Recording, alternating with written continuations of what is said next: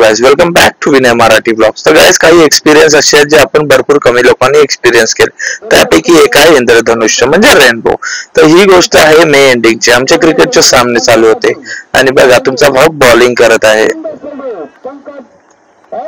सामने व्यवस्थित चालले होते, बॉलिंग झाली, नंतर बॅटिंग आली। बॅटिंगचा पण तुम्ही जरा मजे घ्या।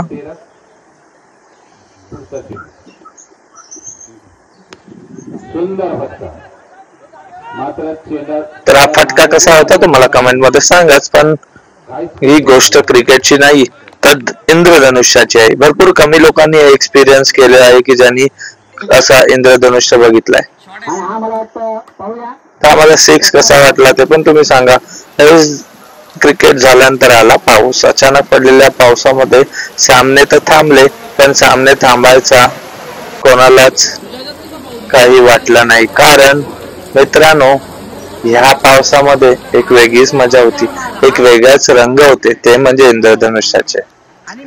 तर मित्रांनो, मला आता आठवत नव्हतं माझ्या आयुष्यात मी लहानपणी एकदा कधी बघितलेलं इंद्रधनुष्य, त्याच्यानंतर आता बघितलं।